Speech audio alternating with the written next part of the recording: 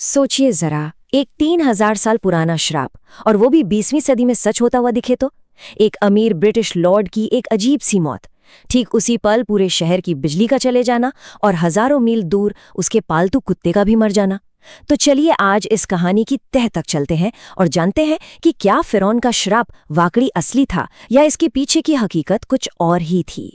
ये है वो मशहूर चेतावनी जिसके बारे में कहा जाता है कि ये राजा तूतनखामुन के मकबरे के दरवाजे पर लिखी मिली थी, और इसी एक लाइन ने इसी ने पूरी दुनिया में एक दहशत फैला दी और एक ऐसी कहानी को जन्म दिया जो आज तक लोगों के जहन में जिंदा है।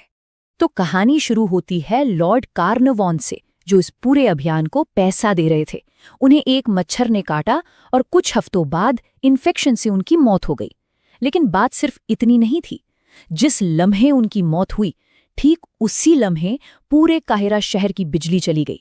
और तो और हजारों मील दूर इंग्लैंड में उनके कुत्ते सूजी ने जोर से चीख मारी और वहीं दम तोड़ दिया।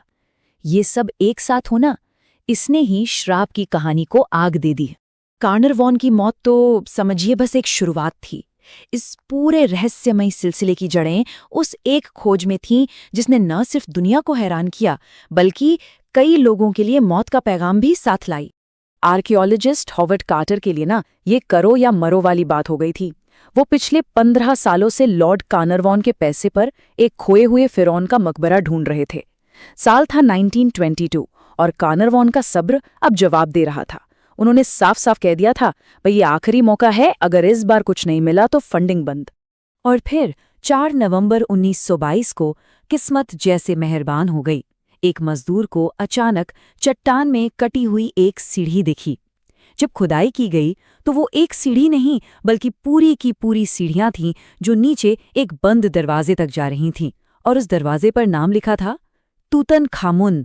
कार्टर को यकीन हो गया था कि उन्होंने इतिहास की सबसे बड़ी खोज कर ली है।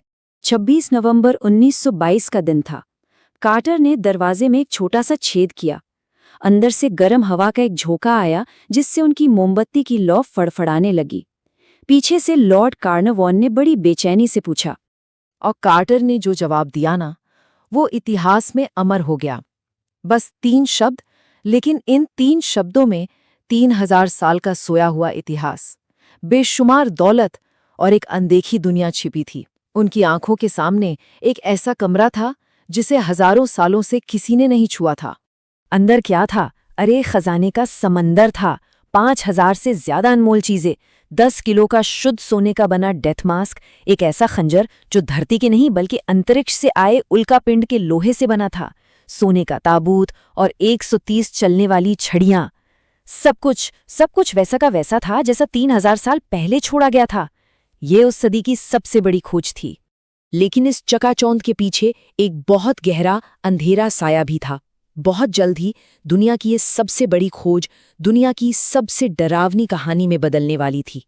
सबसे पहला बुरा शगुन था कार्टर की पालतू कैनेरी चिड़िया की मौत। एक दिन उनके घर पे पिंजरे के अंदर एक कोबरा बैठा मिला, और वो बेचारी चिड़िया उसके मुंह में थी। वहां के लोगों ने इसे सीधी सीधी चेतावनी माना, क्योंकि कोबरा मिस्र के राजघरानों की शक्ति का प्रतीक था। उनका कहना था कि मरे हुए राजा ने अपना बदला लेना शुरू कर दिया है। और फिर मौतों का एक सिलसिला सा शुरू हो गया। सबसे पहले थे अमेरिकी फाइनेंसर जॉर्ज जे गोल्ड, जिन्होंने मकबरे को देखा और अगले ही दिन तेज बुखार से उनकी मौत हो गई। उनके बाद एक और नाम जुड़ गया, ब्रिटिश उद्योगपति जोएल वुल्फ। खजाना देखने के कुछ ही वक्त बाद उनकी भी तेज बुखार से मौत हो गई। अखबारों में अब सिर्फ श्राप की ही कहानियां छप रही थीं। मौतों की ये लिस्ट लंबी होती जा रही थी, लेकिन शायद सबसे भयानक मौतों में से एक थी कार्टर के सेक्रेटरी के पिता लॉर्ड वेस्टबरी की। जब उन्हें अपने बेटे की मौत की खबर मिली तो उन्होंने लंदन में अपनी 7वीं मंजिल के अपार्टमेंट से कूदकर जान दे दी। तो 1929 आते आते इस मकबरे की खोज से जुड़े 22 लोगों की रहस्यमयी हालात में मौत हो चुकी थी। इनमें से 13 तो वो लोग थे जो मकबरा खोलने के वक्त वहां मौजूद थे। अब तक पूरी दुनिया मान चुकी थी कि श्राप असली है। लेकिन क्या सच में कोई अलौकिक शक्ति इन मौतों के पीछे थी, या इन डरावनी कहानियों के पीछे की सच्चाई कुछ और ही थी जिसे दुनिया नजरअंदाज कर रही थी? चलिए अब वक्त है इस मिथक की परतें हटाने का और इन तथाकथित श्रापों के पीछे की असली वजह जानने का। तो सबसे पहले उस श्राप वाले शिलालेख की बात करते हैं। हकीकत ये है कि ऐसा कोई शिलालेख कभी मिला ही नहीं। जी हाँ, ये पूरी कहानी एक पत्रकार ने अपनी अखबार की कहानी को मजेदार बनाने के लिए गढ़ दी थी और कार्टर की टीम ने इस पर चुप रहकर इसे और हवा दे दी। तो फिर सवाल उठता है कि वो मौतें कैसे हुई? उसके पीछे साइंस है। सोचिए, 3000 साल से बंद एक कमरा, उसकी हवा में कितने जहरीले बैक्टीरिया और फंगस हो सकते थे जो सांस के जरिए फेफड़ों में जाकर जानलेवा इन्फेक्शन कर सकते थे। और ये 1920s का दशक था, एंटीबायोटिक्स का दौर नहीं था। लॉर्ड कार्नरवॉन के लिए एक मच्छर का काटना भी मौत का पैगाम बन गया, खास तौर पर इसलिए क्योंकि वो पहले से ही काफी बीमार थे। और काहिरा में बिजली जाना, अरे उस जमाने में तो ये रोज की बात थी। अब श्राप की कहानी से भी ज्यादा हैरान करने वाली है उस राजा की कहानी जिसके नाम पर यह सब बना। चलिए देखते हैं कि तूतनखामुन असल में था कौन।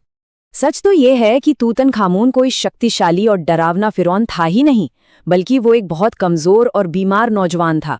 उसके माता पिता सगे भाई बहन थे, जिस वजह से उसे कई जेनेटिक बीमारियां थीं। उसका एक पैर मुड़ा हुआ था, उसे हड्डियों की एक दर्दनाक बीमारी थी और उसे मलेरिया भी था। वो बिना सहारे के ठीक से चल भी नहीं पाता था। यही वजह है कि उसके मकबरे में 130 छड़ियां मिली थीं। असल में तूतनखामुन इतिहास के लिए इतना गैर जरूरी था कि उसकी मौत के बाद आने वाले राजाओं ने उसका नाम ही मिटा दिया। और मजे की बात देखिए, यही बात उसके लिए वरदान साबित हुई, क्योंकि कोई उसे जानता ही नहीं था। इसीलिए 3000 साल तक कोई लुटेरा उसके मकबरे को ढूंढ नहीं पाया। उसकी गुमनामी ने ही उसके खजाने को महफूज रखा।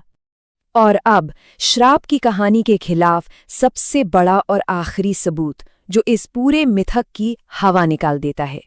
अगर श्राप असली होता तो सबसे पहले किसे मारता? जाहिर है उन लोगों को जो मकबरे में सबसे पहले घुसे थे।